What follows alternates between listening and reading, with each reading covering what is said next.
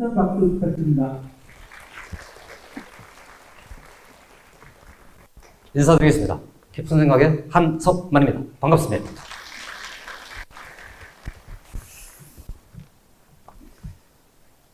우리 아이들은 상위권 맞죠? 반응 이상한데요? 우리는 현재 고1 손 드십시오. 네, 내리십시오. 중3? 네. 이렇게 두 학년을 다 부른 이유는 우리 고1부터 시작해서 이제 제도가 완전히 바뀌기 때문에 특별히 중3 어머님들 혹은 학생들의 입장에서는 선배들을 따라서 이제 바뀌는 우리 선배들 처음이니까 뭐라고 그러죠? 좀 관찰자이기도 하고 뭐 이런 차원에서 오늘 불러드린 겁니다. 변화가 크지 않다면 굳이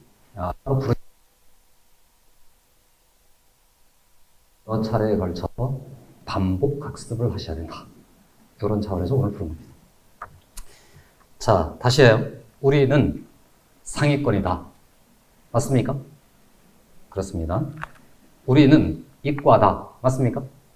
좋습니다. 이 두 개가 전제고요. 자, 상위권이면 뭔가를 심층적으로 알아야 되는 아이들이죠. 상위권일수록 적극적이죠. 상위권일수록 모르는 걸 질문하죠. 상위권일수록 자기가 아는 걸 적극적으로 표현하는 거죠. 물론 아이가 상위권이라고 해서 부모님이 상위권인 건 아닙니다. 다만 어쨌든 그런 아이들을 지도하거나 어쨌든 인도해야 되기 때문에 오늘 이 자리에서 여러분 열심히 경청해 주시고 열심히 자기 생각되는 대로 반응해 주시고 말씀해 주시면 고맙겠습니다. 대치동에요. 나쁜 버릇 하나가 있어요. 언젠가부터 한 7, 8년 정도 전부터 그 전까지는 우리 부모님들께서 매우 적극적이었어요. 그 어느 지역과 상관없이 모르는 거 항상 질문하고 아는 대로 다 대답해보고 틀려도 상관없이 왜? 틀리면 교정하면 되니까. 근데 말이죠. 어느 때부터인가 눈치를 보기 시작해요. 눈치를. 네. 오늘은 그러지 않으셨으면 좋겠습니다. 되시나요? 되시죠? 네. 질문하지 않으며 궁금한 건 언제나 질문하며 핸드폰을 껐으면 됐죠? 물론 중간에 혹시나 촬영할 일이 생길지도 모르겠습니다만은 다 진동으로 바꿔주시기 바랍니다. 자, 시작합니다. 우리 아이들이 대학에 들어가는 해가 몇 학년도? 2022학년도. 자, 그 해에 선배들하고 같아지는 것도 있고, 같은 것도 있고, 달라지는 것도 있습니다. 맞습니까? 네. 달라지는 세 가지를 잠깐 미리 말씀드리고 시작. 첫 번째입니다. 어쨌든 정시가 늘어난다고 하죠. 정시가 늘어난다고 하잖아요. 그죠? 네. 가볍게 시작하는 겁니다. 교육부가 권고하는 것은 몇 % 이상? 30% 이상. 예전에 우리가 공론화위원회라고 기억나십니까? 네, 거기서는 몇 %? 45%. 교육부가 지금 반칙한 거예요. 여하튼 정시가 늘어납니다. 근데 정시가 늘어나는 것은 최근에 이미 조금씩은 늘어나고 있으니까 큰 이슈는 아닙니다. 2022학년도에 이과 상위권 입장에서는 가장 큰 이슈 중에 하나가 약대입니다. 혹시 뉴스 들으셨습니까? 약대가 학부 모집을 시작하는 해가 2022학년도입니다. 몇 명을 어떻게 뽑을지는 아직 결정된 건 아닙니다만은 여하튼 전국 약대 총 정원이 1700 가량 되는 것으로 봐서는 초상위권 입장에서는 매우 좋은 뉴스 중에 하나입니다. 괜찮으시죠? 옛날에 의전원이었다가 의대로 전환할 때마다 언제나 초상위권 친구들한테는 희망, 길이, 문이 넓어진다. 이렇게 됐었습니다. 하나입니다.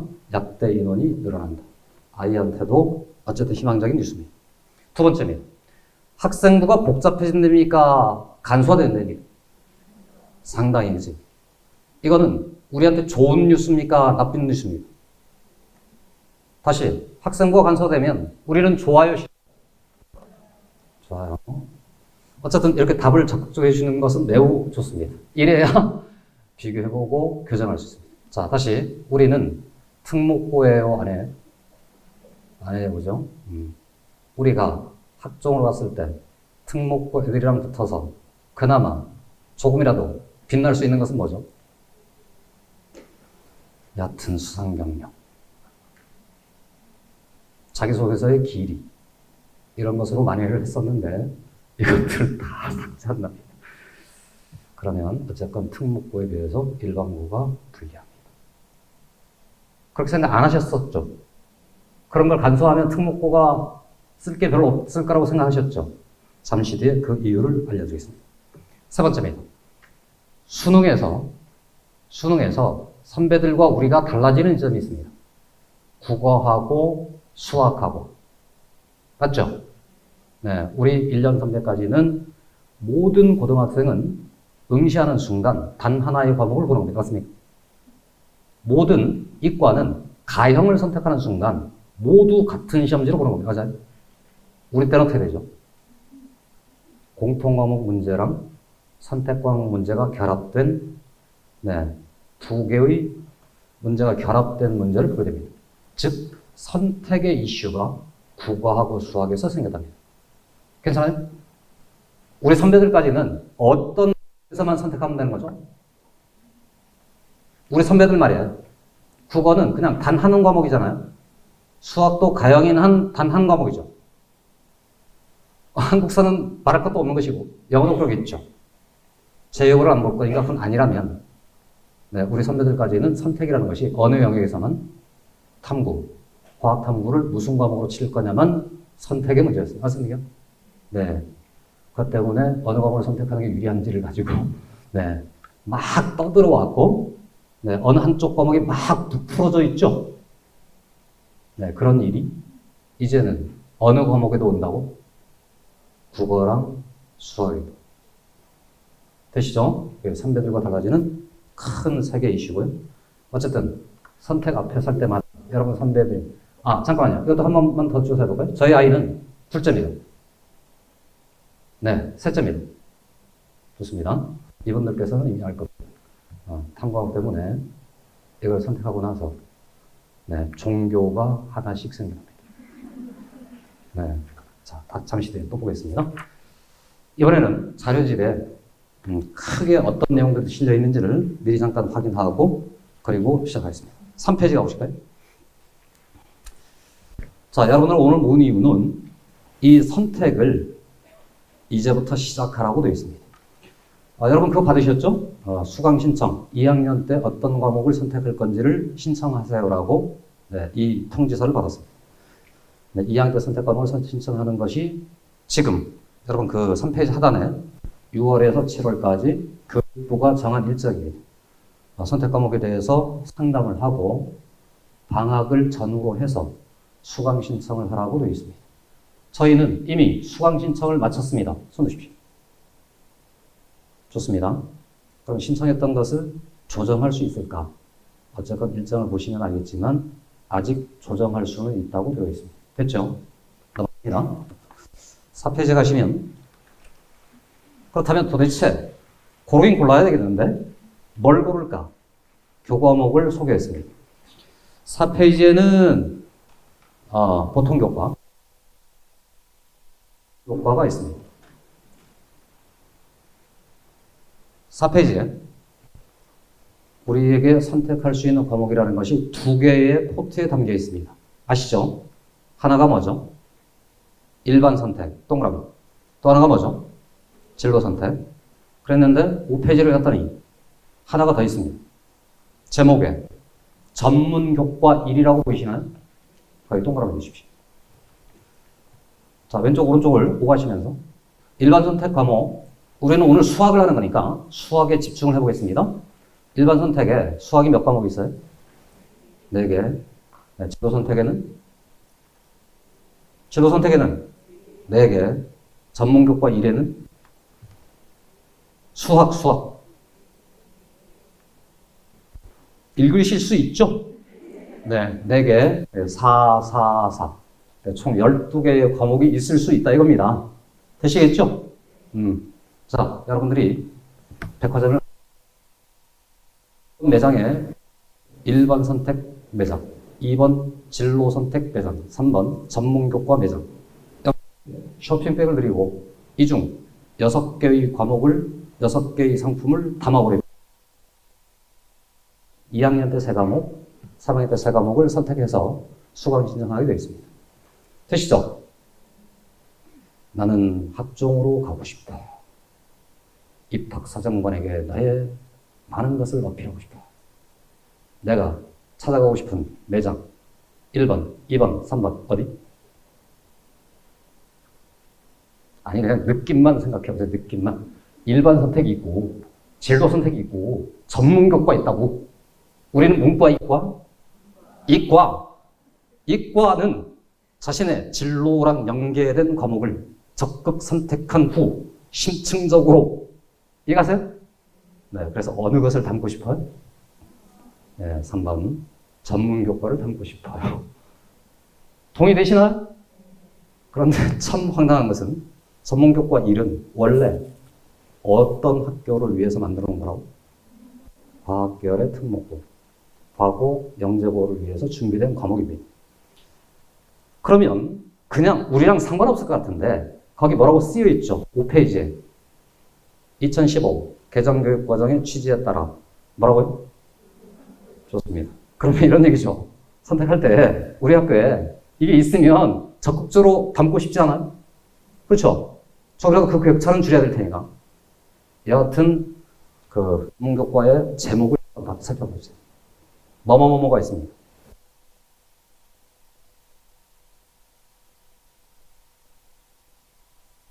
저희는 명품이에요를 시사합니다. 되시죠? 그럼 이제 막 찾아보고 싶으시죠? 네, 이따가 두 학교에 가서 그걸 한번 찾아보겠습니다. 넘어갑니다. 다음, 지금 우리 자료집 살펴보는 미리 훑어보는 시간입니다. 6페이지가 있습니다. 네, 우리 때 또 바뀌는 게 있습니다. 선배들과 다른, 그러니까 오늘 시간은 선배들과 다른 것들을 다 확인해보고 최종적인 결론, 선배들과 결별하기 위한 자리입니다. 달라지는 거, 내신 평가 방법이 달라집니다. 이거 아시죠? 네, 일반 선택 과목은 여전히 상대 평가 9등급인데 어떤 과목은요? 진로 선택 과목은 몇 등급제? 3등급 절대 평가로 되어 있습니다. 그러면 최고 등급 A등급의 기준이 궁금해지잖아요. 쭉 내려가시면 써 있죠. 그리고 어느 정도는 이미 알고 있습니다. 몇 점 이상을 맞으면 80점 체크해 주세요. 됐죠? 진로 선택 과목은 어쨌든 80점 이상을 맞으면 네, 그냥 최고 등급이 되는 겁니다. 자, 그러면 조금 전에 봤던 전문교과를 일반고에서도 개설할 수 있다고 했는데 그 과목은 어떻게 평가하느냐? 규정이 이렇게 되어 있습니다. 일반고에서 전문교과를 편성할 때는 진로 선택으로 취급한다. 그럼 역시나 그냥 포트는 원래 전문교과에 있었지만 일반고로 들어올 때는 무엇 취급을 받는다고요? 네, 그러니까 평가 방식도 같습니다. 그러니까 이런 겁니다. 일반 선택은 9등급제, 상대평가, 그 다음에 진로 선택하고 전문교과는 절대평가 80점 이상을 맞아라 이렇게 생겼습니다. 됐죠? 네. 좋은 겁니까? 나쁜 겁니까? 좋은 거예요. 그죠? 네. 지나갑니다. 7페이지. 제목에 뭐라고 써 있습니까? 과목의 구조. 아까 우리 잠깐 확인했죠? 어느 과목에서 새로운 변화가 생겼다고요? 국어하고 수학은, 네. 자, 우선 국어 잠깐만 생각해 보시면, 예전에는 전국의 모든 수험생이 단 하나의 시험을 봤으니까, 단 하나의 표준 점수 계산을 거쳐서 자기 진행 점수를 받았습니다. 되시죠? 그러다가, 이제는 어떻게 바뀐다고? 공통 과목으로 75점. 언어 매체 또는 화작 하나를 선택해서 25점. 되시나요? 그럼 수험장에 가보면 시험지에 75점어치는 공통 문항으로 되어 있고 뒤쪽 25점짜리는 선택 문항으로 돼서 화작 강의실 수험장도 있고 언매 강의실 수험장도 있는 겁니다. 되시죠? 네, 그러면 이런 의문 하나가 생깁니다. 두 개입니다. 하나, 무엇을 고를까도 문제일 테고. 도대체 그러면 이 점수를 어떻게 만들어내지? 평가 방법도 확인해봐야 됩니다. 그래야 유불리를 따질 수 있습니다. 수학은 국어랑 똑같습니다. 되시죠? 다음, 탐구는 사탐, 과탐의 선을 일단 지웠죠. 제도적으로는. 맞습니까? 물론 수학에서도 가나의 장벽을 해체한 겁니다. 되시죠? 네, 문이과가 그러니까 모두, 전국의 모든 수험생이 75점짜리의 공통문항을 치르고, 네, 25점짜리 선택 문항 중 한 부류를 따라서 시험을 본다는 말입니다. 어쨌든 지나가 보겠습니다. 8페이지로 가겠습니다. 이것도 발표돼서 이미 다 아시는 사실입니다. 그죠? 상위권 이공계 대학에서 너에게 수학 과목 중 무엇은 선택하지 말라고 한다? 다시요. 수학에는 선택 과목에 확률 통계, 미적분, 기하가 있죠? 다시 발표한 22개 대학 중 최상위권 대학들을 살펴봤더니 수학에서 무엇은 선택하면 안 된대? 확통을 지웠어요. 되시죠? 그러면 중위권 대학이 잠깐 궁금해지지 않으세요? 네, 궁금 안 해, 그치? 왜? 나는 뭐니까? 상위권이니까. 이게 어설픈 상위권의 모습입니다. 최상위권은요, 이 모두를 분석해보는 거예요. 그들이 어떤 선택을 하는지를 분석해봐야 앞으로 전체 지형을 판단할 수 있고, 그래서 나는 어떻게 가야 되나를 결정할 수 있어요. 중위권 가보겠습니다. 중위권을 대표하는 학교가 거기 한 군데 있습니다. 한양대 에리카라고 써있는 그곳입니다. 보이시나요? 한양대 에리카는 수학에서 확통을 선택하지 말래 해도 되는데 과탐은요? 과탐만 하래. 이해하죠? 사탐은 안 된다 이거예요. 중위권은 그러니까 확통 인정, 사탐 불인정. 그러니까 확통 더하기 과탐 두 과목으로도 중위권 대학을 갈 수 있는 구조가 되었다. 되시죠? 대신에 하위권 대학들은 그런 거 없어. 그냥 아무거나 보고 열심히 해서 우리 학교를 찾아왔죠. 이 말이죠. 그럼 당연히 하위권이죠. 하위권은 확통, 미적, 기하 중 무엇을 선택할 수밖에 없다. 확통. 왜? 하위권의 선택 방식, 확통, 미적, 기하, 중을 했어요. 이걸 고르는 모든 방식이 이 자리에 앉아 있는 여러분이 고르는 방법과 똑같습니다. 아닌가요? 다시 가장 만만한 과목이 뭐예요? 확통. 왜요? 중학교 때 했으니까. 중학교 때 확률 했잖아요. 도수 분포라고 해서 통계도 했거든요. 네, 그냥 익숙한 거 하는 겁니다. 하위권은 그렇게 합니다. 심지어 지금도 고등학교 상황이 돼서 하위권인 입고 학생들 중 대략 8만 명 정도가 수리과형에서 수리나형으로 올라갑니다. 왜? 지금도 하위권 학교에서는 수리나형을 치른 학생도 이공계에서 받아들입니다. 되시죠? 그럼 이제 중위권의 고민이 깊어져 갑니다.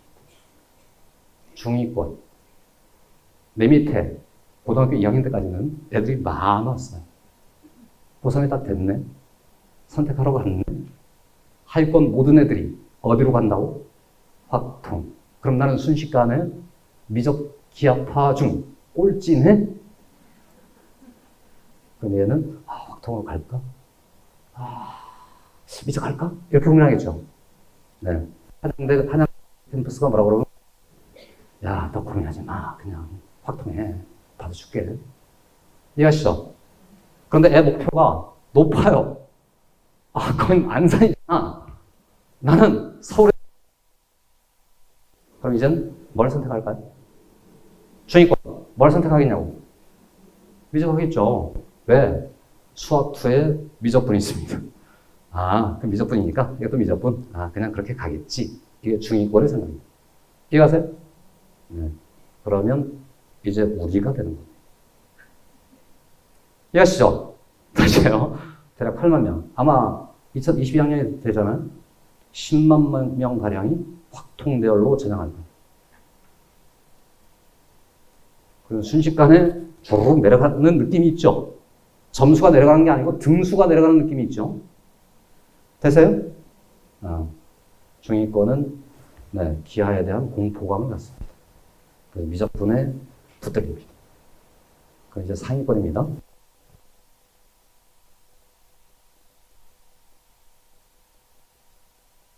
저는 모든 학생들의 학부모님들 머릿속에는 지금 제가 하는 말이 뭔가 좀 이상한 말처럼 들릴 수도 있습니다. 왜? 우리 학생들을 대상으로 조사해가보면 고등학교 1학년 상위권 학생들한테 야, 너 확통, 미적, 기하 중 뭐 할래를 물어봤습니다. 상위권입니다. 1학년 애들이 가장 많이 손든 과목이 뭐겠습니까? 미적. 왜요? 열심히 과거부터 선행학습을 해왔어요. 여전히 기하는 공포의 과목이라고 느껴요. 오늘 이 편견을 깨뜨립니다. 잠시 뒤에 지나가보겠습니다. 9페이지. 서울대 발표 내용들은 잠시 뒤 PPT에서 잠시 더 보겠습니다. 10페이지에 가시면 서울대학교는 정시에서 수능만 보는 게 아니고 학생부도 보겠다고 되어 있습니다. 그럼 학생부에서는 뭘 보느냐? 애의 성취도를 보는 게 아니고 애가 고등학교를 다니면서 몇 과목이나 신청했나, 신청 여부, 이수 여부만 본답니다. 이것도 발표가 되는 거 들으신 적 있습니까? 네, 좋습니다. 거기다 써주십시오. 어느 학교나 중퇴만 없으면 가능하다. 그래서 고려하지 않으셔도 좋습니다. 그냥 신청하는 즉시 2, 3학년 때 가보면 서울대 이수 기준은 다 채워져 있을 수밖에 없어요. 그래서 뭔가 멋있게 발표한 것처럼 보이지만 그냥 서울대 정시에 가는 모든 친구는 다시 해요. 뭐만 안 하면? 중퇴 안 하면. 다음 11페이지에는 맞아 수시에 관한 이야기하겠고요. 12페이지로 살짝 넘어가 보겠습니다.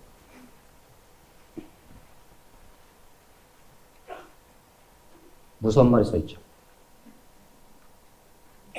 12쪽에 1등이 어느 학교? 네. 자, 왜 이런 일들이 벌어질까? 왜 우리 애들은 공부하는 것처럼 보이고 내신도 열심히 옥매를 하고 이런 것처럼 보이는데 왜 이렇게 재수 비율이 많을까? 여러분 혹시 거기에 우리 동네 여학교가 보이십니까? 안 보이죠? 네, 이렇게 해서 남고와 여고의 아주 극단적인 대립관계가 최근 경향입니다. 잠깐 퀴즈. 학종 있죠, 학종. 여학생이 잘 갈까요? 남학생이 잘 갈까요? 우리 동네의 학종 분위기는 모두 여학생들이 만듭니다. 남학생들은 흘리고 다녀요. 못 챙겨요. 여학생 아주 알뜰살뜰 잘. 네, 그래서 우리 동네에서 학종으로 서울대에 가는 친구들이 상당히 생겼었습니다. 깊은 생각에도 그런 애들이 상당히 많습니다. 이 모두가 남자라고 여자라고 여자입니다. 그 이유도 잠시 뒤에 어쨌든 기본 자료를 다 읽은 거예요. 대충 그림이 그리시나요? 다시 1. 우리는 세 개의 포트에서 고른다. 일반 선택, 진로 선택, 전문 교과. 이 중 수시 학종 입장에서 제일 빛나는 영역은 어느 영역이라고? 전문. 그럼 이제 궁금해지지 않아요? 혹시 우리 학교에 있을까? 이미 아시나요? 네, 이거 잠깐만 살펴보면서 가보겠습니다. 자료집에 25페이지를 가보겠습니다.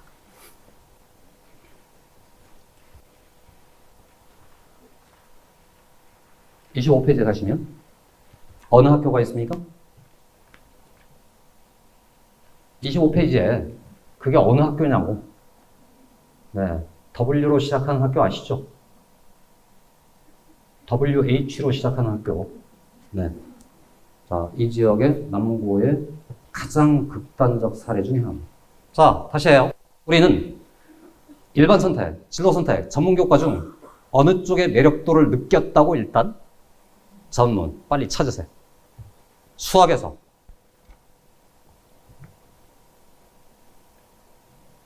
25페이지에 있어요, 없어요? 없어, 그죠? 네, 보신 김에 잠깐 보시면 상단에 학교 지정 보이시나요?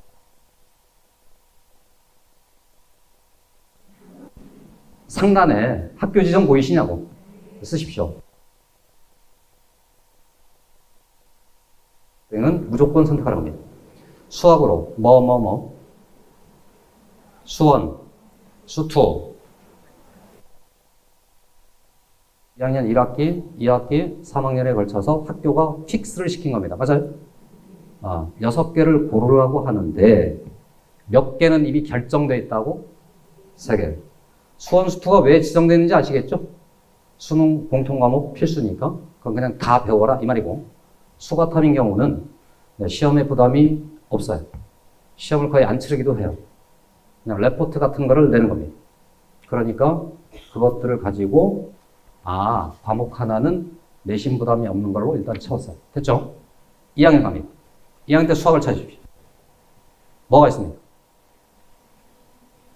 확률 통계하고 실용수학. 우리는 실용수학이라는 과목을 듣자마자 얘는 실업계 고등학교 과목이라고 생각합니다. 그러므로 어쨌든 수시 등등등을 고려하면 그건 선택하지 않게 된다. 그러므로 확률 통계를 선택한다. 여기까지가 문과입니다. 문과 상위권. 되시죠? 네. 이과는 확률 통계를 수능에서 쳐요, 안 쳐요? 우리 이과 상위권은 치냐고 안 치냐고? 안 쳐요. 아주 극단적인 친구가 있을 수도 있다는 거예요. 나는 확통을 수능에서 치르지 않아. 아니, 수능에서 확통을 안 치른다고요? 그럼 실용수학도 있을 수 있나? 수시 학종을 적으면. 근데 우리는 지금 그럴 수 없죠? 다 이러고 있잖아요, 지금. 수시 학종도, 정시도, 두 머리를 붙들고 열심히 달려가면 둘 중 하나는 될 거라고 생각하시죠? 하시죠? 네, 좋습니다. 어쨌든 그냥 극단적 가정입니다. 네, 수시 학종을 포기하면 심지어 실용수학을 할 수도 있다는 거예요. 네, 학습 부담이 하나도 없습니다. 지나갑니다. 다음 페이지. 26페이지. 3학년으로 왔습니다. 또 찾으세요, 빨리. 뭘 찾자고? 전문 교과가 있냐? 하나 있죠? 뭡니까? 심화수학이죠. 근데 심화수학 1이죠. 조금 전에 봤을 때는 심화수학이 1만 있어요? 2도 있어요?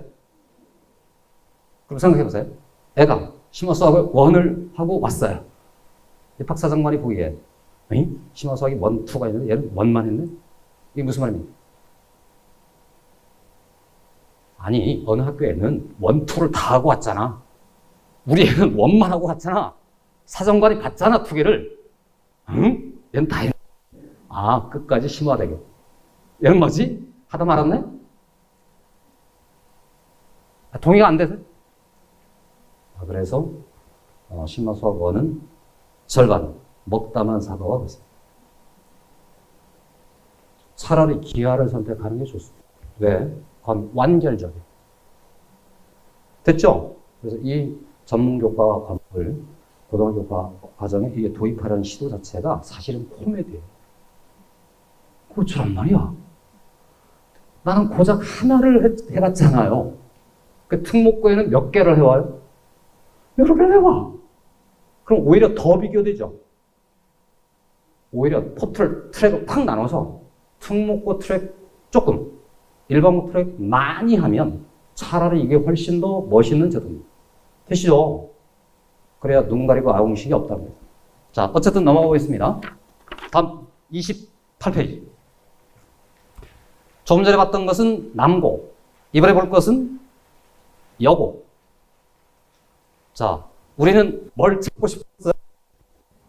전문교과. 네, 전문교과는 이 학교는 너무 많아서 제가 당구장 표시를 해놨습니다. 보이시나요? 그냥 위아래로 스캔하면서 당구장 표시가 된 것들을 주르륵 대충 생각해 봤더니 너무 많죠? 이야, 화려하네. 되세요? 네, 이 학교처럼 여학교들이 상당 부분 하려고 합니다. 그래서 학종에 여학생들이 훨씬 더 많이 합격하는 것이라고 할 수도 있습니다. 학교가 매우 노력한 겁니다. 자, 그랬는데 제가 그냥 넘어갈 사람이 아니잖아요. 이건 학교 얘기고 내가 학생의 입장이 돼보겠습니다. 조금만 집중해서 같이 쫓아가 보겠습니다.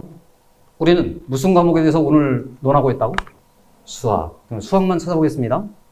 올라가시죠. 2학년 선택입니다.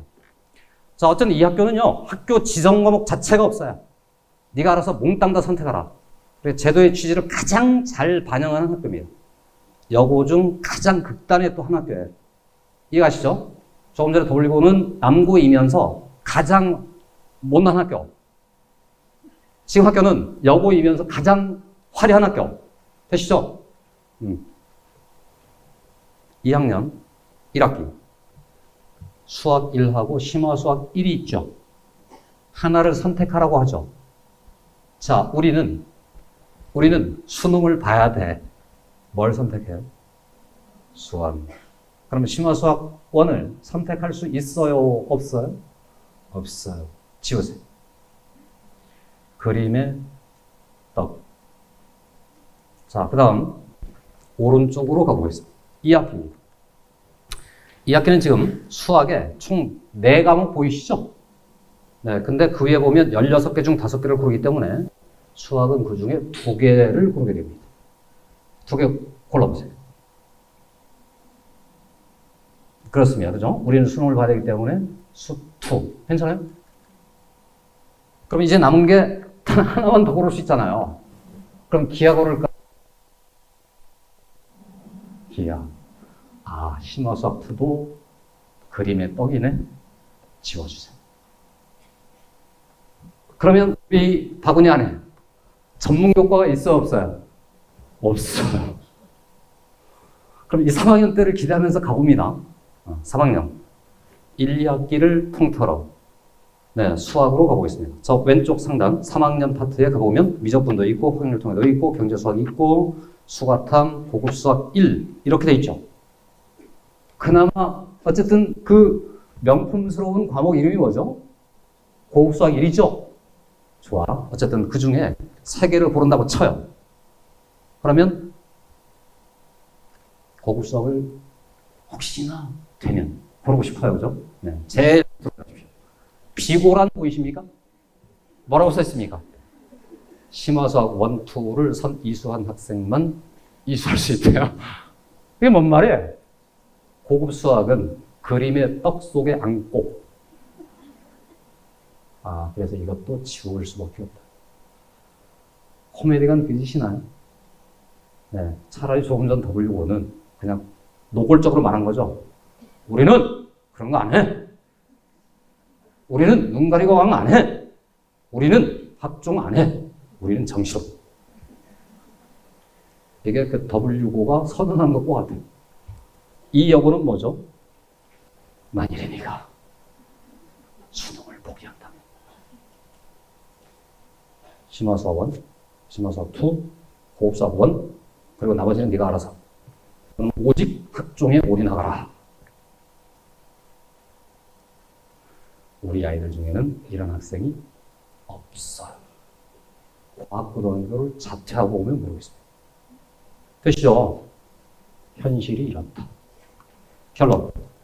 학종에서 우리는 특목고에 비해서 더 유리해진 거다, 더 불리해진 거다. 불리해진 것에 해당합니다. 학생부를 내면 무슨 블라인드 면접한다고 하는데요. 블라인드 처리를 해도 애가 이수한 과목 이름들을 보잖아요. 어떤 애는 심화수학 1 하나가 있고 어떤 애는 심화수학 1, 2, 고급수학 1, 2 다 있어요. 네, 그러면 오히려 경쟁을 이상하게 부추겨서 우리 애들의 경쟁력을 떨어뜨리는 효과를 만듭니다. 되시죠? 대신에 말이죠. 이 여고는 과학의 입장에서는 빛납니다. 과학에서는 수능 선택 과목이 2과목이죠. 네, 그러면 2개 과목 라인을 그냥 타고 갈 수도 있다는 거예요. 원 과목으로 2개, 두 과목으로 2개, 나머지 모두는 전문 교과로 다 해서 무슨 실험으로 채우면 상당히 빛나는 학생부가 만들어질 것으로 예상됩니다. 자, 여기까지 되시죠? 잠정 결론. 학종이 우리의 입장에서는 좋다고, 불리하다고. 각오는 10%. 어쨌든 불리한 구조로 그렸습니다. 자, 이제부터는 화면을 보시죠. 공부했으니까. 일반 선택, 진로 선택, 전문 교과. 아까 봤던 거예요. 4개. 네. 학교는 저 중에 2, 3학년에 걸쳐서 총 6개를 선택하라고 합니다. 되시죠? 네. 우리는 주로 수능 과목으로 수원, 수투는 무조건. 맞습니까? 네. 나머지 과목들을 적절히 조합해야 되겠는데, 네. 서쪽 전문 교과는 우리 조금 전 분석의 결과, 뭐였다고요? 그냥 해달다. 그럼 저희는 지울 수밖에 없다. 그럼 이제 남은 과목이 몇 과목이에요? 8과목이에요.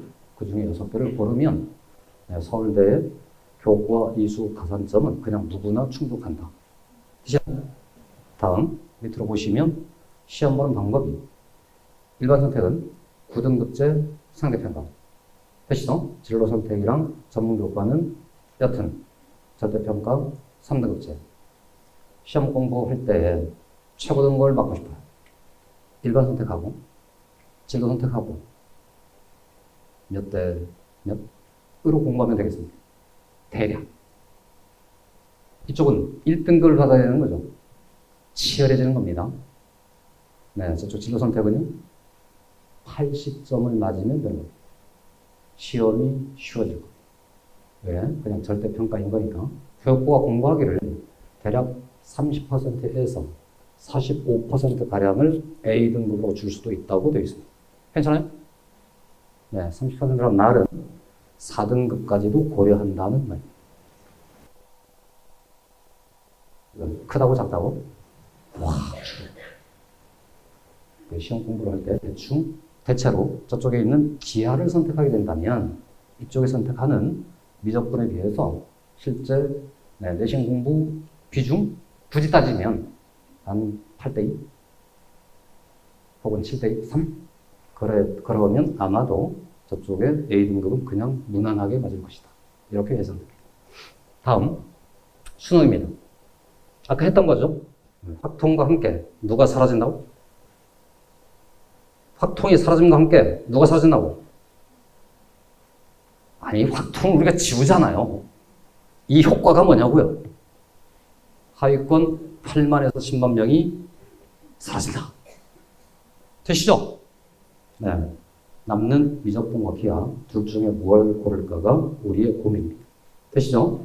중위권은 기하를 선택하려고 할 수 없다. 왜? 과거에 D였다. 미적분으로 그냥 가게 됩니다. 중위권은 미적분. 그러면 오직 선택. 상위권의 입장에서만 미적할까? 기하할까? 수능에서입니다. 이 고민을 하게 되는 겁니다. 되시나요? 이래서 오늘 설명회가 고1 혹은 중3 전체 대상이 아니고 오직 저기 아까 우리 대상으로 어떤 친구들만 상위권만 우리의 고민이 여기다. 자, 서울대 경우입니다. 저도 아는 거죠? 서울대는 탐구 과목에서 원은 인정하지 않는다. 그죠? 2과목 한 개는 필수다. 조금 전에 말씀드린 것처럼 가산점 제도는 그냥 어느 학교나 하게 되어 있다. 그래서 서울대를 갈 거냐 아니냐 이 고민할 때는 오직 단 하나 2 과목을 하나 할 거냐 말 거냐. 되시나요? 네. 그러면 전국의 모든 고등학생들 중에 2 과목 하나를 찍으라 해요. 당연히 하위권들은 안 찍습니다. 그죠? 네. 중위권도 안 찍습니다. 중상위권도 안 찍습니다. 적당한 상위권도 안 찍습니다. 왜? 그들 머릿속에는 서울대가 없으니까. 그럼 이제 최상위권만 고민하게 되는 거죠. 네. 물화생지 투 중 하나를 어쨌든 고른 겁니다. 되시죠? 그럼 제 2를 골랐단 말은 딸려있는 원도 공부할 수밖에 없죠. 네. 그럼 이런 순서로 과학 과목을 골라나가면 된다는 겁니다. 진행합니다. 자, 이번에는 수시대, 정시대, 네, 이 얘기를 해보겠습니다. 자료집에 11페이지로 잠깐만 가십시오.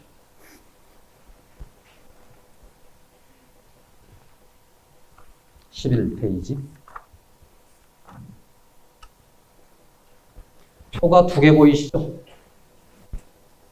두 개의 표가 보이시죠? 네, 위쪽에 가셔서 거기 있는 여러 가지 포트 중 나랑 상관이 없는 곳을 다 가위표로 지워주세요.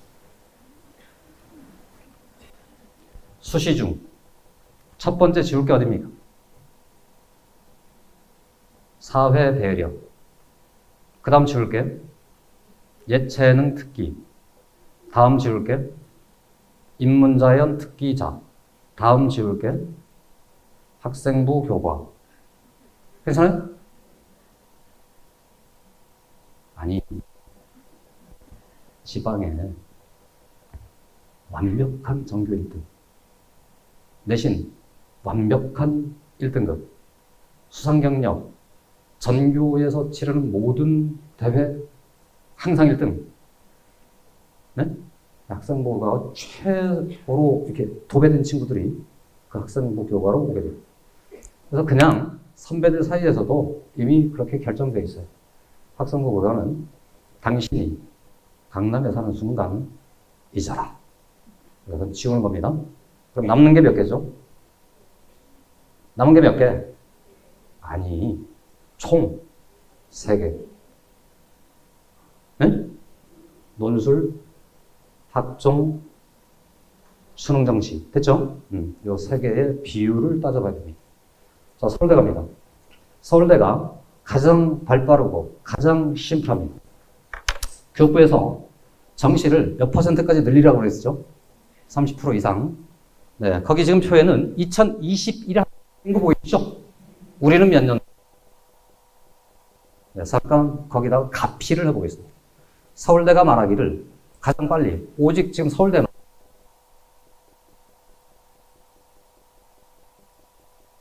을 뽑게 됩니다. 되시나요?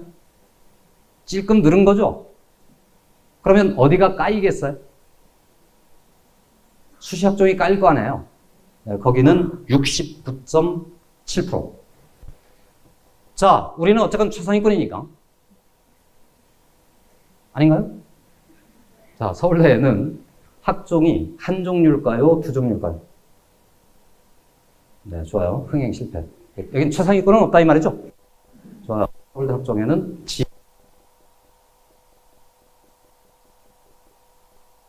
아니라는 거예요. 네, 지균 20%입니다. 그 69.7에다가 는 하시고 20 더하기 몇? 20 더하기 49.7? 이렇게 됩니다. 지균은 학교당 2명씩 추천하는 겁니다. 내신이 중요합니다. 심지어 어떤 여고에서는 전교 1등이 지균을 4등한테 양보합니다. 전교 1등이 지역균형 선발 전형에 갈 수 있는 이 기회를 야, 나 너한테 양보할게 이런다. 왜 그럴까요? 이 지역의 전교 1등은 내신 평균이 1이 아니야. 이해하시죠? 지방으로 가면 내신 평균이 1이야. 네, 그러면 안 된다고 생각하고 4등, 심지어 5등한테도 양보합니다. 그래서 지균도 지우세요. 아, 우리는 전교 1등. 선생. 전교 1등! 없으시죠? 전교 4등! 좋아요. 4등, 3, 4, 5. 이건 이제 고민입니다. 네, 그런 분들이 계시거든. 이따가 잠깐 개별 상담해 주십시오. 자, 여하튼 그렇게 돼 있습니다. 서울대. 그러니까 학종대 정시. 몇 대 몇? 모집 인원 비율. 대략 5대 3. 되시나요? 아니, 지균을 지웠으니까 연대 갑니다. 학종대 정시 몇 대면? 대략 5대 3쯤 되시죠? 고대 희한하죠? 정시가 지금 상당히 적죠? 네, 교육부가 발표할 때 단서조항을 달았습니다. 단 학생부 교과가 30% 이상인 대학은 예외로 한다. 고대 학생부 교과에 지금 몇 %예요? 야, 상당하죠. 네. 아마도 다 이럴 거라는 거예요. 미래에 대략 30% 정도 선에서 다 맞출 거라고 예상됩니다. 그러니까 대략 정시 포트에 모집 정원이 몇 퍼센트 정도 된다고? 30% 정도가 될 거다. 고대만 독특하다.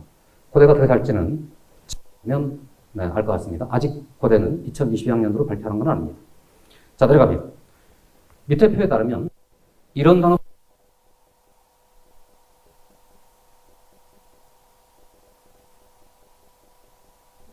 수시에서 정원을 못 채워서 정시로 이월해서 뽑았다 이 말이죠. 네, 서울대만 잠깐 보겠습니다. 다른 대학도 같으니까 서울대에 2019학년도로 가십시오. 최초에 모집 비율이 몇 퍼센트였죠? 21.5% 맞아요? 최종은 몇 퍼센트? 좋습니다. 그러니까 이만큼 늘어났단 말이죠. 정시에. 자, 다시 서울대는 지역균형 선발 전형의 최저학력 기준이라는 게 있습니다. 최저학력 기준은 아시죠? 네, 수능으로 네, 9개 영역 2등급을 원합니다. 일반 전형에는 수능 최저 기준이 없습니다. 되시나요? 결론. 서울대에서 수시에서 정시로 2월대 다 어디서 까인 거다고? 직윤에서 다 그렇게 생깁니다. 직윤이 줄고 정시가 늘어나는 효과가 생깁니다. 됐죠? 대략 한 5%는 넘기는 것으로 조사됩니다. 대학들도 마찬가지입니다. 그러면 다시 서울대가 30.3% 했잖아요. 사실상은 몇 퍼센트와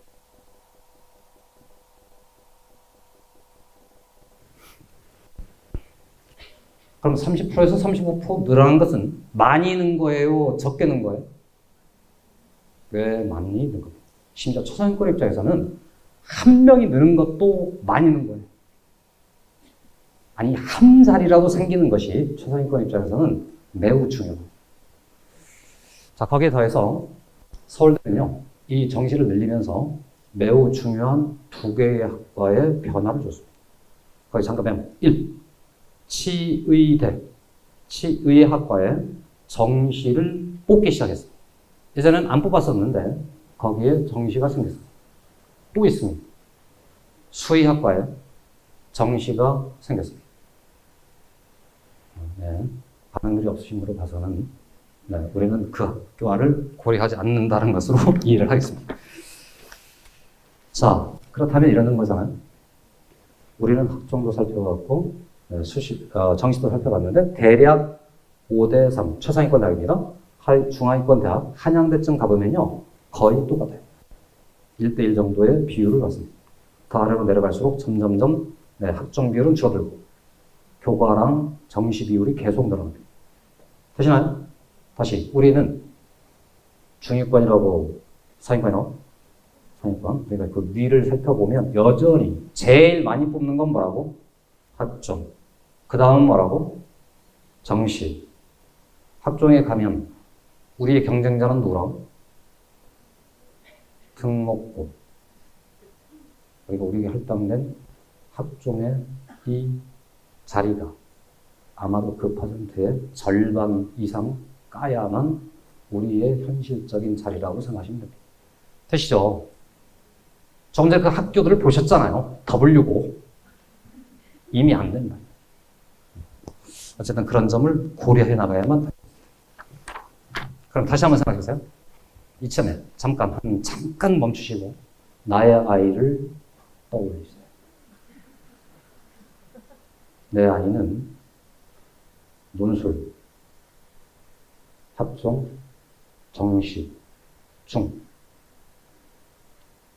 어느 곳으로 대학을 가게 될까? 혹은 어느 곳으로 가야 우리 애가 원하는 대학에 갈 가능성이 높을까를 생각해 보십니다. 됐죠? 그래서 그 꼭대기에 마지막 한 줄을 쓰세요. 나의 트랙은 이라고 물음표 주시고 되시나요? 한번 생각해 보세요. 애가 사회생활이 젬병. 사회생활이 젬병인 애가 있을 수 있잖아요. 근데 묵히 뭔가 자기 걸 잘 챙기는 애가 있어, 공부를.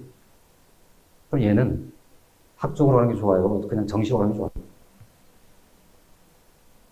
다시 해요. 사회성이 떨어지고 있다는 말이 무슨 말입니까? 네, 그 학교 생활에 따른 이 생활 기록부 자체에 네, 긍정적인 말들이 적단 말이잖아요. 네, 학종을 접는 겁니다. 그래도 여전히 몇 퍼센트의 정원은 남아있다고? 30%. 제일 못난 태도가 이겁니다. 90과 30을 더하면 80이다. 네, 이렇게 우리 아이들 중에 많은 애들은 고등학교 1학년, 고등학교 2학년, 고등학교 3학년 1학기까지 계속 생각하게 돼요. 네. 마지막에 제가 소개할 어떤 학생의 사례를 잠깐 소개했습니다. 그러면 어떤 일이 벌어지냐? 학종에서 수능 최저학력 기준을 못 맞춰서 다 떨어집니다. 심지어 조금 전에 그 W고등학교인 경우에 전교 1등, 진짜로 빛나던 전교 1등이 최저학력 기준을 못 맞춰서 서울대 직영에 떨어졌습니다. 왜? 9월부터 고3, 8월부터 거의 10월 중순까지 자소서 쓰느라고 미쳐버려요. 그런 소문 들으셨죠? 자소서는 몇 번 고쳐 쓰게 된다? 보통 버전이 15까지 갑니다. 대부분 20을 넘깁니다. 어떤 경우는 버전 50까지도 나와요. 네, 그런 경우들의 시간을 엄청나게 낭비하기 때문에 네, 그 리듬이 다 깨지는 경우들을 너무 많이 본다. 그래서 그것들을 조심하라. 자, 다음 갑니다. 13페이지 넘어가겠습니다.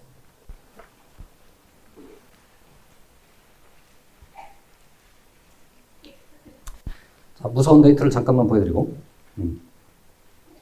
수능에 가면 우리의 경쟁자는 우리의 친구가 아니라 누구다? 재수생. 재수생들이 대략 수리과형 기준 1등급으로 45% 이상, 2등급으로 40%을 찾아냅니다. 되시나요? 이런 데이터가 있다는 겁니다. 결론.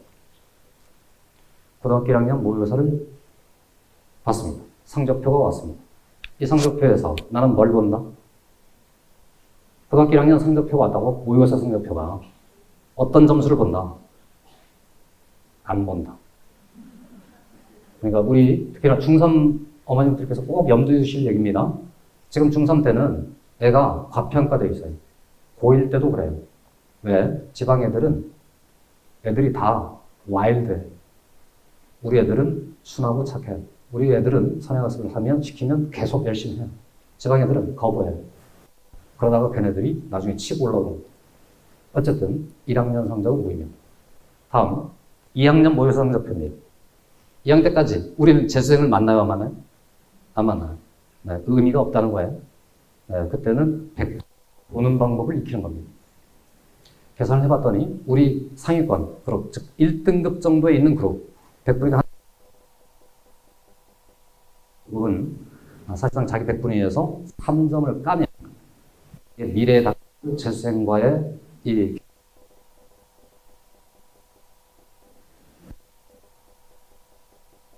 년 6월 모의평가가 있습니다. 저때 현실의 85%가 구현됩니다. 저때 드디어 재수생들이 합격. 근데 85%라고 써있죠? 그럼 나머지 15%는 비현실적이라는 얘기지 않습니까? 9월로 가면 다시 15% 가까운 누군가가 찾아옵니다. 누가 오고 있습니까? 반수생. 그럼 재수생이 수학을 잘할까요? 반수생이 잘할까요? 압도적으로 반수생이 잘합니다. 맞죠? 이 친구들은 합격은 했으니까 네, 의대가 더 나오기도 하고 연대가 더 나오고 고대가 더 나오는 친구들이 합류합니다.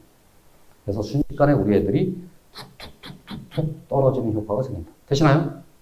여기까지가 어설픈 상위권에 관한 얘기입니다. 잘 보세요.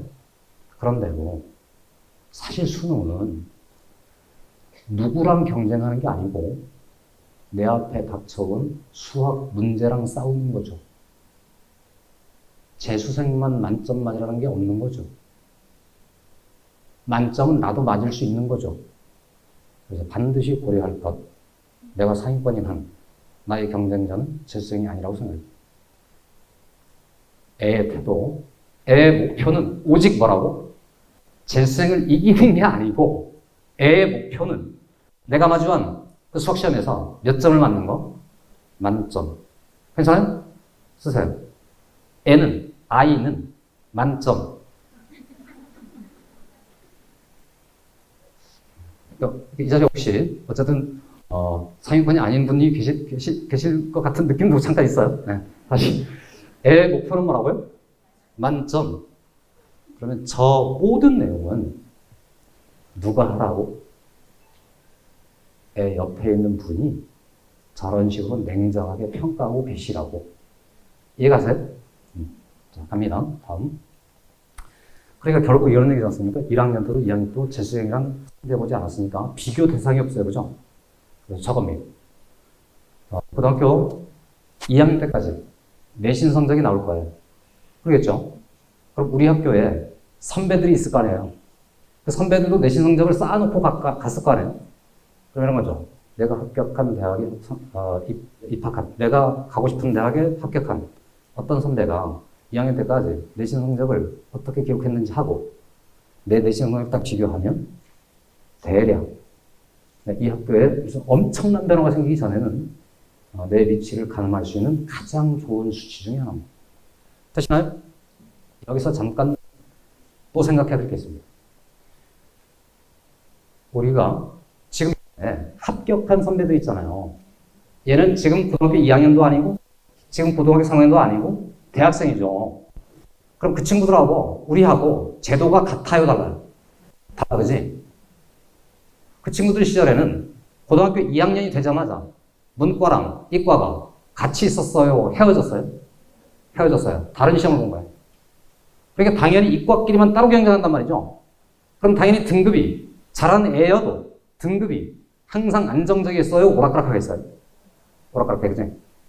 우리는 2학년 때까지 문이과가 헤어져요. 같은 시험을 봐요. 같은 시험을 봐. 그러면 우리는 이과 상위권이니까 우리 등급이 아래로 막 출렁일 가능성이 상대적으로 적겠죠. 그럼 우리 성적을 가지고 재수한테 갔어. 그 선배랑.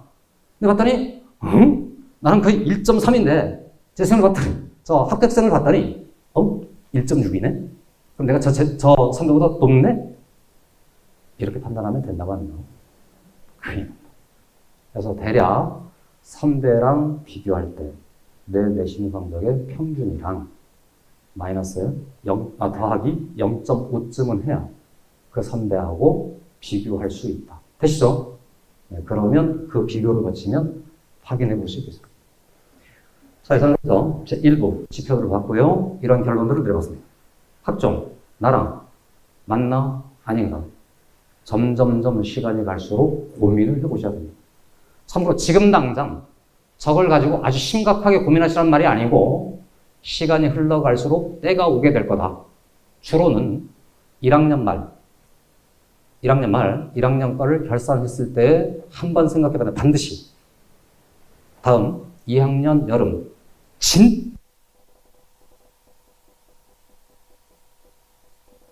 반드시 봐라. 이때 반드시 비교해야 될 대상이 어디 있다고? 우리 학교에 내가 가고자 하는 그 대학에 합격한 선배. 되죠? 이걸 비교하면서 학종을 확인해 보면 되겠습니다. 자, 그러면요.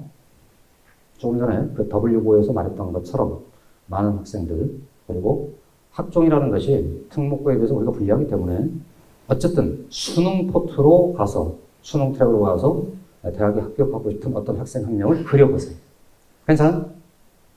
아니, 우리 애는 학종일 수도 있지만, 네? 다시. 학종으로 좋은 대학 가기가 쉬워요? 정시로 좋은 대학 가기가 쉬워요? 제가 그래도 갈 수 있는 가능성이 있다. 그럼 이제 정시로 가봅니다. 1. 네, 선택과 공부의 흐름이 선배들과 다르다. 자료에 저 내용들을 잠깐만 보시겠습니다. 13페이지로 가겠습니다. 13쪽. 이제는 우리 1년 선배랑 달라지는 것을 확인해 보겠습니다. 우리 1년 선배는 이과에 시험 과목이 달라요. 이과는 하나예요. 다시 우리 1년 선배들은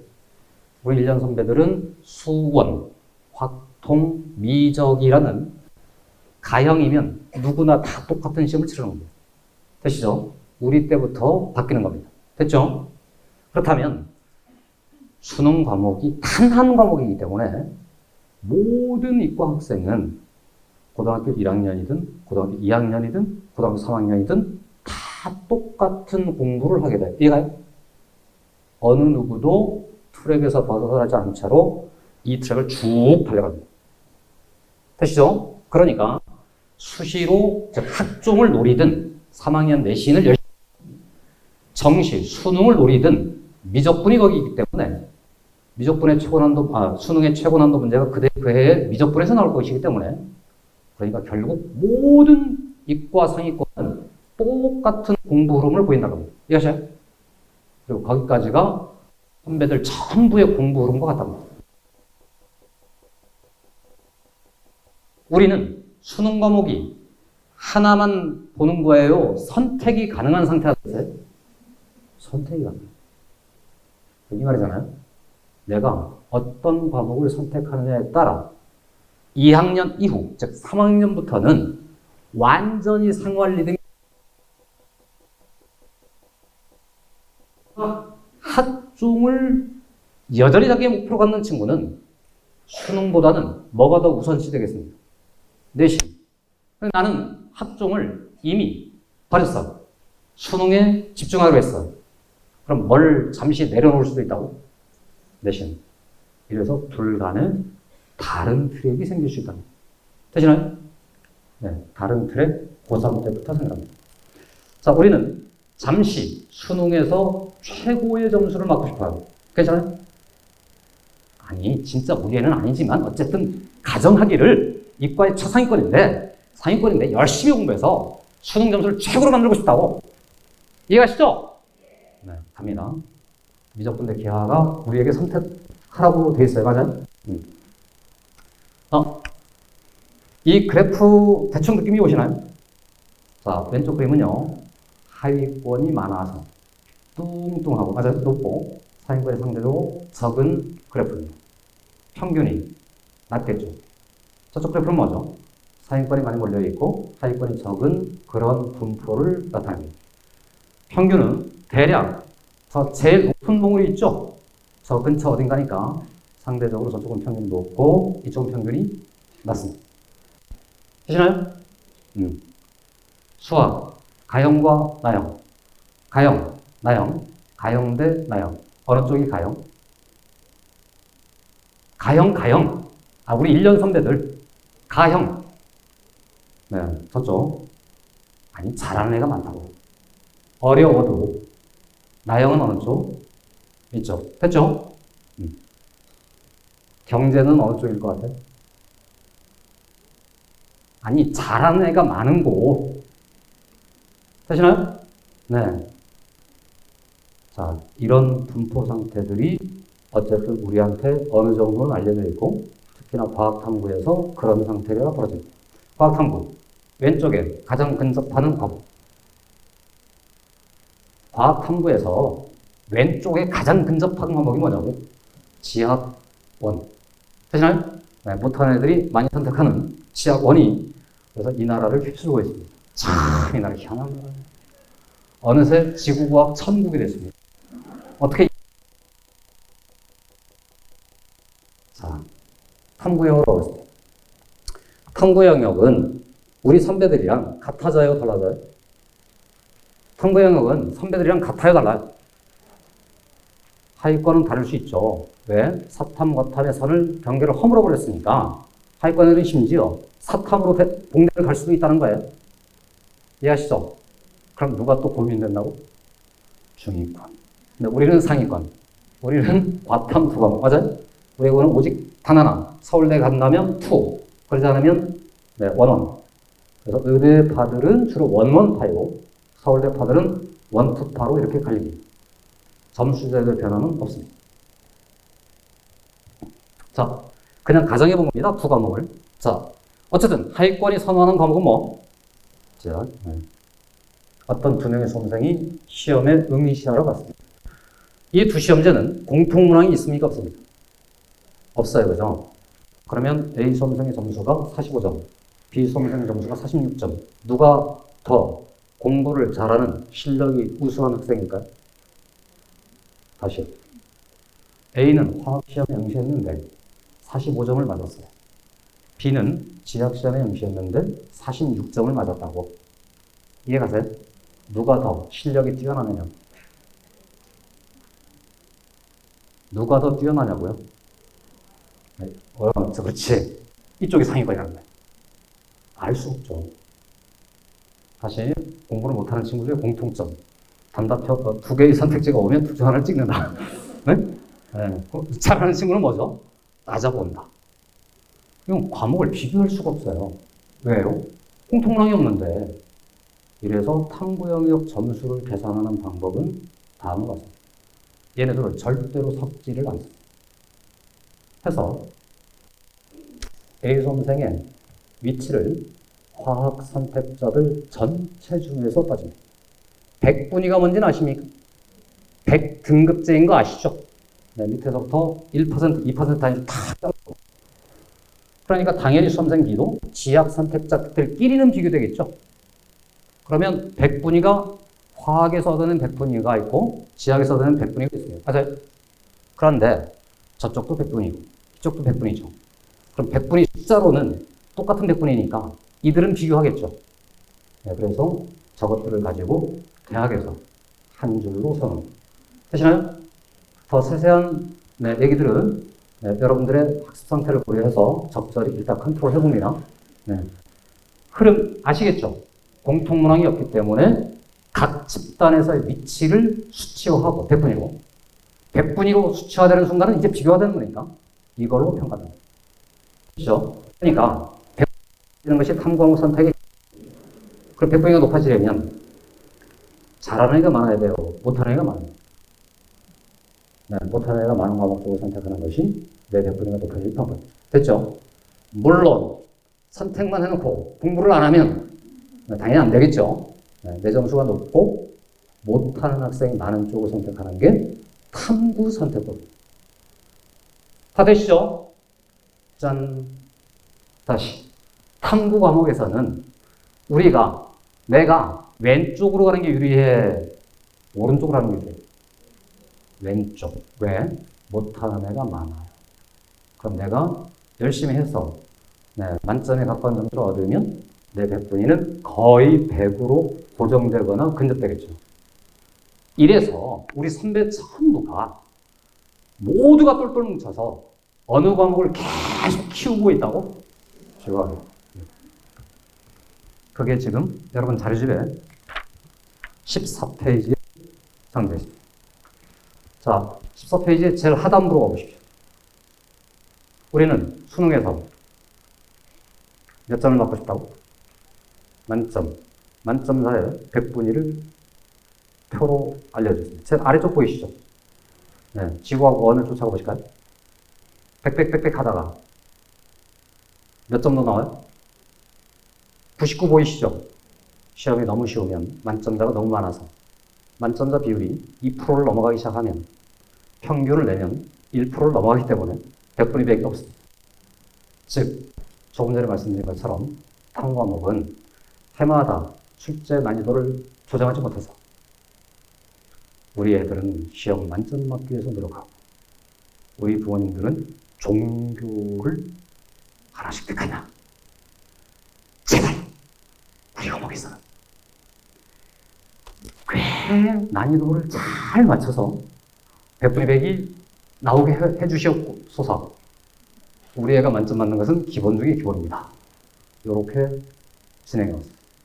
이런 일이 과거에는 탐구가 그랬는데 이제는 탐구 수학도 가고. 그러면 생각해보세요. 내가 예전에 부처님께 빌고 있었습니다. 수학도 그렇게 해주세요. 아니? 국어도 그렇게 해주세요. 그러면 부처님 뭐라고 말씀하세요? 욕심을 버리세요. 이번엔 하나님께 빌어봅니다. 네, 욕심을 버리세요. 해서 그때마다 종교를 하나씩 더 선택합니다. 어쨌든 이 탐구 때문에 대한민국 종교계가 매우 흥행할 거라고 생각합니다. 자, 그런데 말이죠. 과학도 달라요.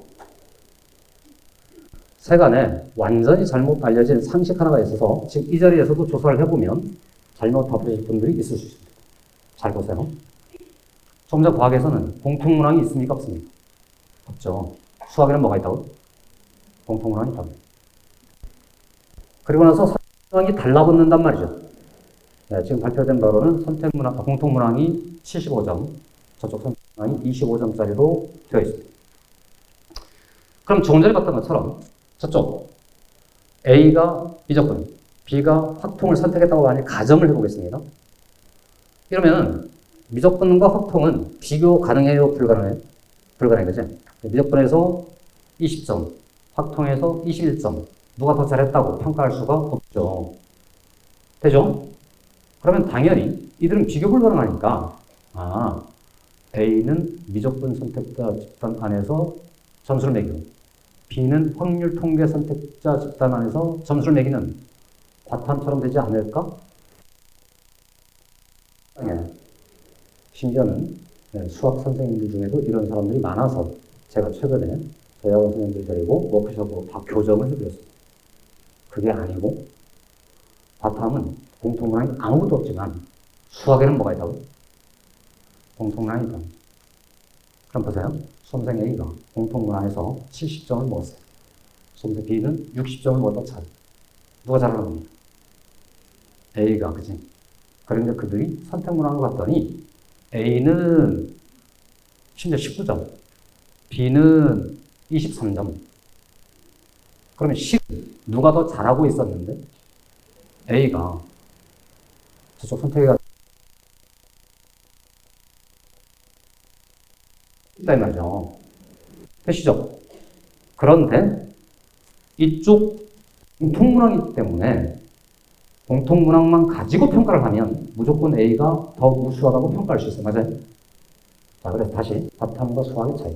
과탐에서는 비교 불능이었는데 수학은 전부로 비교는 안 되지만 적어도 75% 점수로는 비교되죠.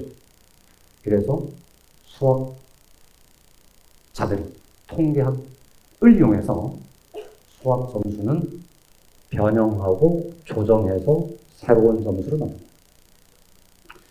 공통 점수는 그대로 비교가 되니까 그대로 반영합니다. 저쪽 비교 불능이었던 선택 문항을 조정 점수라는 새로운 제도를 둬서 변환을 합니다. 이쪽 공통 문항의 성적 격차만큼을 저쪽 선택 문항에다가 기준점으로 줘요. 이해하세요? 그러니까 다시 선택 공통 문항 점수가 높은 학생일수록 어쨌든 선택 문항 점수가 높아질 수 있도록 만들어 놓는다는 거예요. 조정식이 여러분 교재에 여러분 자료집에 들어있긴 있어요. 이 자료가 2005학년도부터 2011학년도까지 저 먼 옛날, 한 10년여 전에 그 선배들 시대에 공통문항하고 선택문항의 시험을 치른 바가 있어요. 그 시절에 제 기억 속에 저 식이 있어서 제가 이 식을 불러왔고 교육과정평가원에 문의를 해봤습니다. 2022학년도 수능하고 저 때의 저 수능하고 점수제도가 같은가요? 했더니 교육과정평가원의 답변입니다. 공부를 잘하는 학생들의 불이익이 없도록 조정 점수를 올해 말까지 발표하겠습니다라고 되어 있습니다. 이해가세요? 네, 지금 보여드리는 것은 그렇게 될 것인 이런 과정을 과거의 자료로 한번 보여드리는 겁니다. 그래서 그렇게 조정하고 나면은 A의 점수가 공통학 점수랑 미적분 조정 점수, B의 점수는 미적분 점수, 공통학 점수랑 확통 조정 점수로 합산이 됩니다. 이제는요, A 점수하고 B 점수를 비교할 수 있어요, 없어요? 이제는 비교가 돼요. 결론. 공통학은 있기 때문에 선택 과목으로 다른 시험을 쳤을지라도 선택자 집단 끼리끼리 경쟁한다고 결국은 다 합산해서 내려와서 총원 기준 경쟁한다고? 이런 극단적으로 확통 1등 있죠? 밑으로 쫙 내려오잖아요. 심지어는 그냥 가정입니다만은 극단적 가정, 확통 1등이 1등급이 아닐 수도 있다. 이해하세요? 네, 그런 일이 벌어지고 저걸 가지고 한 줄로 세워서 평가됩니다. 되시죠? 그럼 이런 거잖아요. 확통에 비해서 미적분 선택하는 애들이 공부를 잘할 거 아니에요. 그럼 제도를 그렇게 만들었죠. 그럼 이제 남은 게 뭐죠? 미적분 선택자와 기하 선택자 중에 누가 더 공부를 잘하는 실력 있는 애일까? 이게 문제예요. 그럼 그에 따라서 똑같은 제도를 이들에게 또 적용시키면 유불리가 또 생기지. 네, 반쯤 이해했어요. 오늘은 딱 반 정도 이해하면 좋습니다. 이런 제도가 있다. 되시죠? 구체적인 그 식은 지금 설명되기 시작하잖아요. 우리가 지금 결국 포기하게 돼. 그 식이 너무 복잡해. 네, 그 내용은 돌아오는 10월 말 무렵에 제가 다시 한번 소개하고 내년 봄쯤에 다시 한번 세 차례 반복 학습을 하면 이렇게 이해하게 돼요. 자, 저걸 결론적으로 모아봤더니 수학 과목 탐구하고 완전히 반대가 됩니다. 내가 선택한 집단이 공통 과목 평균이 높은 쪽이 유리해져요. 다시 해요. 내가 확통을 선택한 거랑 미적분을 선택한 거랑 우리 집 미적분 선택한 애들의 공통 점수가 확통 선택자들에 비해서 당연히 높겠죠. 그 평균이 높은 쪽이 유리하다. 그죠? 수능 공부는 7대3 잠시 넘어가겠습니다. 만일에 왼쪽에 확통, 오른쪽에 미적분이 있습니다. 만일에 그냥 네가 알아서 선택하라고 했다면 이쪽 가시겠습니까? 저쪽 가시겠습니까? 다시 수학은 공통 과목의 평균 점수가 높아야 돼. 그럼 못하는 애들이 많아야 돼, 적어야 돼. 그래도 수학은 못하는 애들이 적은 쪽으로 가야 돼. 수학은 저쪽이다. 탐구는 못하는 애들이 많은 쪽. 수학은 못하는 애들이 적은 쪽. 되시나요? 질문. 미적분하고 기하하고 둘을 굳이 비교하면 기하는 왼쪽, 오른쪽, 극단적 오른쪽. 그래서 제가 내린 최종 결론. 이 점수에 따르면 미적분에 비해서 기하가 유리하다. 되시나요? 초상위권 입장에서는 1점도 중요합니다. 이 경쟁 구도에서 어쨌든 이 유불리 제도가 생겼고 이걸 꼭 한 번쯤 염두에 두고 자신의 선택을 해봐야 됩니다. 자, 17페이지 가면요. 기하가 어떻게 바뀌었는지 내용이 있는데 이 내용은 그냥 화면을 보시면 될 겁니다. 자, 우리 선배들까지는 미적분 2랑 기하와 벡터라는 게 있었습니다. 그래서 선배들한테 전해듣기를 기하와 벡터는 기하도 어렵고 벡터도 어렵고 깊이 대상이야. 심지어는요, 제 밑으로 내려가보세요. 소단원 수를 세봤거든요. 어느 쪽이 더 많아요? 그래서 더 깊이의 대상이었어요. 이랬는데, 우리 때 바뀌어가지고. 책이 바뀐다는 거예요. 미적분 2, 총 11개의 단원이 사라졌습니다. 10개의 단원이 새로 들어왔습니다. 그러면 하나가 줄었죠. 다음, 기하로 가고 있습니다. 공간 벡터 단원이 사라졌습니다. 저 지금 살짝 지금 화면에 문제가 있는데요. 저 공간 벡터의 밑줄이 아니고 제가 지운 겁니다. 이해하시죠? 심지어는 기하 벡터 중에 일부 단원이 미적분으로 또 이동했습니다. 최종적으로 어떻게 되냐? 우리 시대가 되면은 미적분은 몇 개의 소단원? 미적분은 몇 개야? 25. 기하는요? 이렇게 바뀌어요. 무슨 말입니까? 저쪽은 양이 적어요. 단기 완성이 돼요. 대략 제가 그려봤더니 대략 2시간짜리 한 6번 내지 8번 정도면 기본 개념은 익힐 수가 있어요. 이쪽은 뭐냐? 너무 뚱뚱해요. 저쪽이 한 6번, 7번이라면 이쪽은 거의 한 13번, 14번에 해당해요. 실제로 처음 배우는 입장에서 그 어려움의 정도를 생각해보면 저쪽에 비해서 이쪽이 상당히 무겁고 부담스럽습니다. 보세요. 중위권. 저쪽이 혹해요, 안 혹해요? 그래도 안 혹해요. 왜요? 기아예요. 상위권은 어떻게 되죠? 해볼만하네. 최상위권은 어떻게 되죠? 해야 되겠네. 깊은 생각에 지금 고3, 1레벨 친구들한테 제가 이 사정을 소개하고 너가 다시 태어나서 이후에 수능을 본다면 기아대, 미적 선택해봐라 이랬거든요. 이중 전체 학생 대비 기아를 선택한 애들의 비율이 100%죠. 2레벨도 또 조사해봤습니다. 기아 선택자가 조금 줄어들 수도 있겠죠. 여학생들 중에 소심한 친구들이 85%. 3레벨도 조사해봤습니다. 65%. 되시나요? 이렇게 해서 그 기아 쪽에 선배들, 공부해본 선배들은 할만하다. 충분히 그렇다. 이렇게 답변을 해봤습니다. 참고하시라는 겁니다. 다음. 아까 말씀드린 것처럼 기아는 뚱뚱하다고 얇다고? 얇아요. 미적분은 뚱뚱해요. 심지어는요, 미적분은 수원, 수투를 배워야만 배울 수 있어요. 그래서 항상 미적분은 몇 학년 때 배치되어 있다고요? 고3 때가 있어요. 이게 무슨 수능 공부 시키느라고 거기 배치한 게 아니고요. 2학년 때는 배치할 수 없어서 저 뒤로 밀친 겁니다. 대신에 기아는 몇 학년 때 개설할 수도 있다고? 2학년 때. 조금 전에 이여고가 그랬죠. 3학년 때 배치할 수도 있는데 한 학기 정도 분량으로 금방 끝낼 수가 있습니다. 결론. 어느 게 덜 부담스럽다고?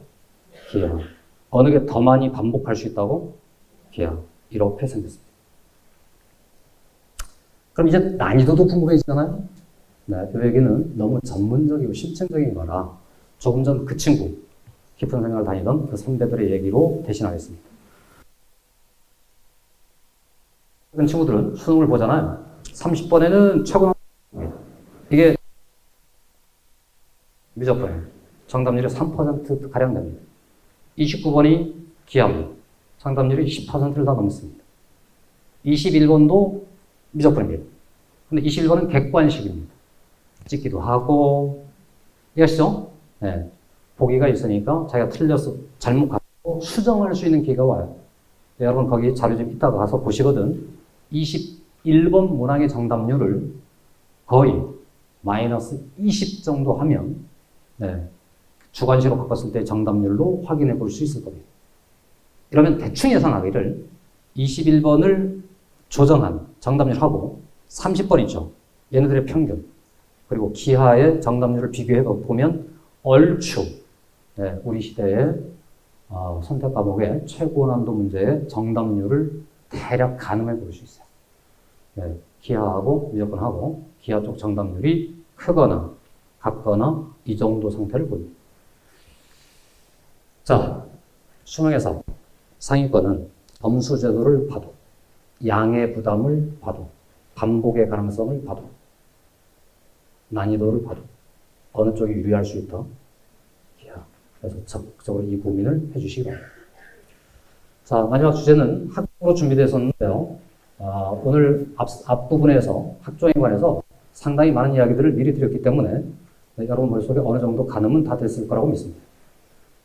단 하나만 잠깐 말씀드리고 대학이 원하는 것, 맨 처음 봤던 것처럼 자기의 진로와 연계된 과목을 찾아서 적극적으로 선택하고 심층적으로 공부해 해서 어쨌든 학종에서 상당히 우리 지역이 일반고가 불리한 지형으로 되어 있고요. 그러면 도대체 대학은 어떤 과목을 원할까? 도 궁금해질 수 있습니다. 그 자료집 21페이지에 가시면 교육청이 인증한 기관에서 각 대학의 학과별로 어떤 과목을 원할지 요약해 놨습니다. 보이시죠? 의대 한번 볼까요? 의대? 의대가 원하는 게 뭐죠? 수원, 수투, 아니 의대요, 의대. 수원, 수투, 확통, 미적, 기하. 대신 즉 학종을 원하니 이걸 다 열심히 하여라고 되어 있어요. 이래서 부담스럽다는 거예요. 되시죠? 그럼 공대도 궁금하시잖아요? 아니, 안 궁금해. 왜? 다 할 것 같아. 대한민국의 최상위권 이공계 및 의대는 대한민국 고등학생들한테 모든 과목을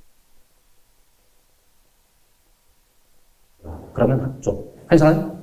수능은 몇 개 과목이라고요? 수능은 3개. 수원수투 유리한 과목을 선택해서 공부해 나간다. 즉, 이 둘은 완전히 다른 트랙을 갖기 때문에 2학년 때 여름에 어떤 결심을 하느냐에 따라서 완전히 다른 트랙을 가는 겁니다. 되시죠? 네. 정시로 결심한 친구는 내신 공부를 줄이고 여러 차례 반복하는 정시 공부를 하고 국어도 하고 과학도 하면서 정시, 즉 수능 점수를 올라갑니다. 학종을 선택한 친구는 줄기차게 내신 공부를 해나갑니다. 되시죠? 이런 다른 트랙이 있음을 염두에 두시고. 대신에 우리는 현재 2학년이에요? 1학년이에요? 1학년이죠. 끝난 거죠. 1년 동안 그러니까 진짜로 열심히 내년 여름 무렵에 정말 냉혹하고 잔혹할이 많지 이 기준을 들이대야 되기 때문에 돌아오는 1년 동안 최선을 다한 공부를 해야 된다. 이해하시나요? 네. 여기에 귀감이 되는 3명의 친구를 잠깐만 소개하고 오늘 선생을 마치겠습니다. A는 전교 1등입니다. B는 전교 8등이었고요. C는 전교 9등이었습니다. 각각 서울대, 의대, 수의대, 자연과학부에 합격했습니다. 이 3명의 친구가 자신의 고등학교 시절을 되돌아보면서 이런 그림을 그려냈습니다. A는 최상위권 의대, 서울대 의대를 목표로 했습니다. 당연히 그러니까 학종을 매우 열심히 했고 나머지 서울대 학과들을 지웠고 중위권 및 연대는 물음표였는데 원서를 쓰지 않았습니다. 원서를 최소화한다는 겁니다. 대신에 정시로 갈 수 있기 때문에 탐구2를 선택하고 서울대와 상위권 의대들을 자기가 선택하기로 했답니다. 다시 수시 원서는 총 몇 장까지 쓸 수 있는데요? 6장 줄였다는 겁니다. 원서의 개수를 줄인다. 다음 B입니다. 조금 전에 전교 8등 내신 평점 1.8 내가 받을 평점 더하기 0.5 하고 나면 이거랑 비교할 수 있다고 했습니다. 어쨌든 최상위권 의대를 포기했습니다. 왜? 이 친구는 수의학과가 목표였어요. 자기 목표가 뚜렷하기 때문에 내신에서 조금 출렁거림을 줄기차게 수의학과를 향해서 돌파합니다. 그러니까 당연히 정시에서도 서울대가 목표였고요. 2 과목을 선택했습니다. 대신에 성적이 고등학교 1학년 여름 이후 쭉 올라가는 그야말로 B는 의지의 항복인 저 학교가 빚어낸 환상적인 성공의 사례로 다음 C입니다. C는 조금 전 전교 몇 등? 9등 내신 평점 1.9 서울대 자연과학부에 합격했는데요. 이 친구가 문제였어요. 처음 시작할 때는 전교 4위였어요. 꽤 잘했다는 겁니다. 갈수록 점점점 지쳐가. 이 친구는 최상위권 의대는 자기가 안 될 거라고 생각했대. 해서는 서울대의 자연과학과 나머지 중위권, 상위권, 의대 6장을 다 썼답니다. 6장을 다 썼답니다. 6장을 다 썼답니다. 해서 심지어 정시에서는 서울대를 포기하고 그러니까 탐구 과목의 2를 선택했다고 안 했다고? 안 했어요. 매우 요령껏 선택한 것처럼 보였어요. 마지막 결과를 깨봤더니 이렇습니다. 모든 의대 최저학력 기준을 못 맞춰서 모두 다 떨어지고 서울대 자연과학 최저 기준이 없는 일반 전형으로 정말 운 좋게 합격을 해서 저 친구에게 신이 선택한 사람이다. 안 그랬으면 저 친구는 그냥 지금 재수하고 있었을 겁니다.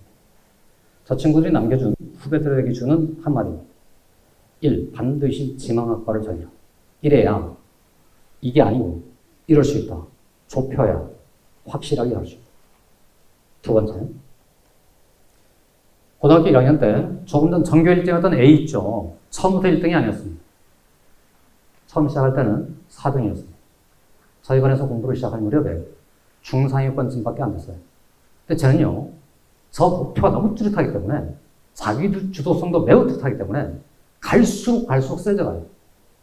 제가 걔한테 표현하기를 초인이라고 불렀었어요. 남들은 막 지쳐가는데 쟤는 안 지쳐. 지가 말씀이 그거였어요.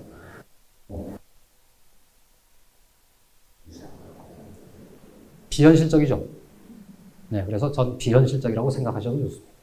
문제는 B입니다. B인 친구는 처음에 출발할 때 거의 한 10몇 위권에서 시작했습니다. 즉 1, 2등급을 오갔다는 얘기입니다. 근데 목표가 어디였다고요? 수의대. 거기를 딱 정하고 나니까 꾸준히 올려서 고등학교 3학년 때가 됐을 때는 그 학교에서 수학, 과학 탑이었다. 이걸 가지고 수의학과에 가서 그 일반 전형에서 특목고에서 온 애들이랑 경쟁해서 이겼다는 거예요. 다시는 목표를 정하라. 다음, 지금 우리는 고등학교 1학년 여름이죠. 1학년 1학기 대신이 끝났죠. 저 친구들이 해준 말입니다. 1학년 1학기 때는 뭔 모르는 때다. 선행학습 효과도 있고 이제부터 주변 친구들이 지쳐가기 시작하는 자리 생긴다. 이제 결심하면 이제 진정한 출발이다. 다시는 마지막이요. C가 해준 얘기입니다. 선생님, 제가요 고등학교 2학년 여름에 제 처지를 확실하게 깨달았다면, 심지어 늦어도 고3 올라가는 겨울에 저걸 깨달았다면, 제 노선을 확실하게만 정했다면 훨씬 지금보다 좋은 점수를 얻었을 텐데, 재수하는 많은 친구들은 바로 저것 때문에 아쉬워서 재수를 합니다. 고2 여름, 이제부터 몇 년 후? 1년 후. 대개 돌아가시던 아이한테 1년 후 진짜로 잔혹한 평가가 기다린다고 말씀해 주시고, 대신에 지금 끝난 게 아니고 지금은 출발이라는 점, 이 점을 꼭 주지시켜 주시기 바랍니다. 되겠습니까? 네, 지금까지 해서 선택들을 해봤고요. 돌아오는 10월 있죠. 10월 말, 11월 초에 다시 한번 모여서 그때 되면 대입제도의 윤곽이 더 많이 밝혀질 테고 아까 점수제도도 다 나올 겁니다. 그때 모시고 심층 학습을 진행하도록 하겠습니다. 이상 마치겠습니다. 수고 많으셨습니다.